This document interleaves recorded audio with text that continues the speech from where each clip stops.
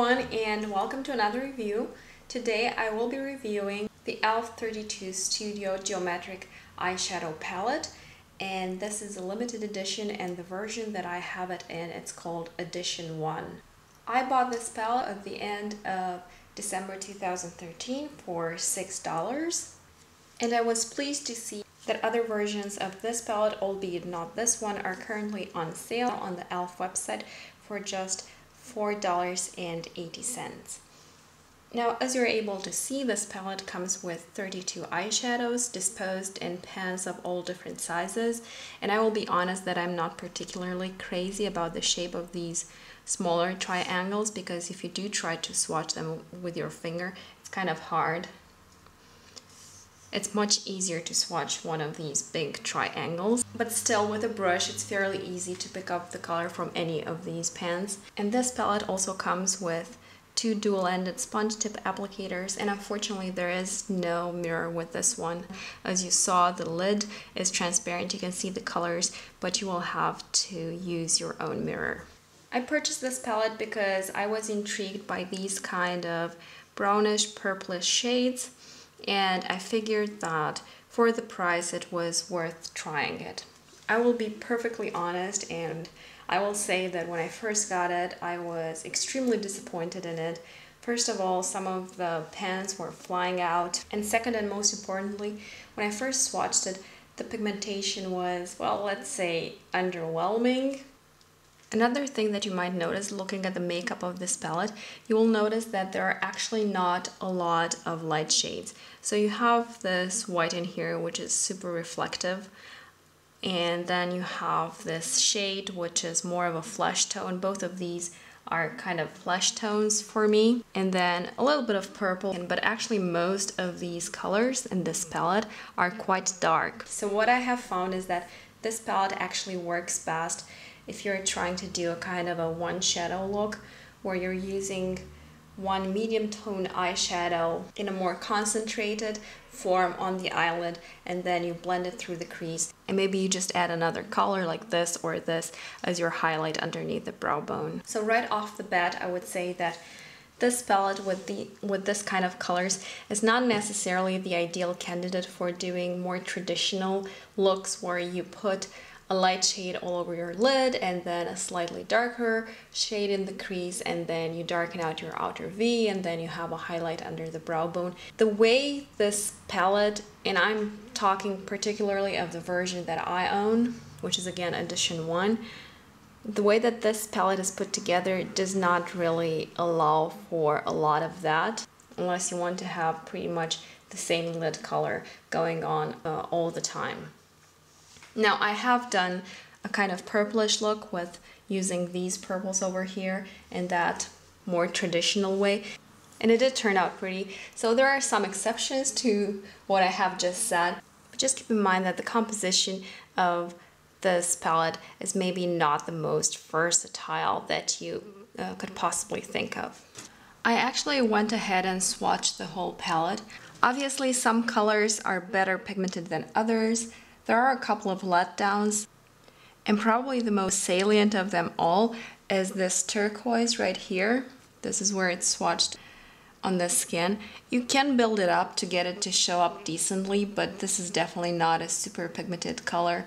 But then again, there are also some surprises, like the purple right beneath the turquoise. This is this deeper purple here, which has quite a bit of violet in it, and this has excellent pigmentation, and it's actually very nice and silky. And there is the whole range of shades in between these two. So the top row that you see right here contains the swatches of half of the palette, and this would be the left half of the palette, so this half. It goes right up to the middle. Except for this purplish color in the middle, it has all of the colors on this side, and then the swatches on the bottom row are this part in there, including these on the edge. So maybe a couple of remarks are in order. You see a lot of variation in the size of the swatches, more specifically in the width of the swatches. So for example, these right here are pretty wide, and then these are pretty skinny.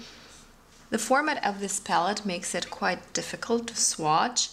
It's not a problem to apply it to your eyes once you use a brush, but it's pretty hard to get your finger into some of the triangles here. So what I did is I actually swatched the smaller triangles in the palette with Q-tips. There is obviously this white over here, which is this white on the outer side of the palette, which can be used as a highlight, but I would have to warn you that it's pretty sparkly in real life. It's also a bit powdery, so when you apply it under the brow, you really have to take care to blend it out very well. Otherwise, I find that it's too reflective, and I don't really like that look over there.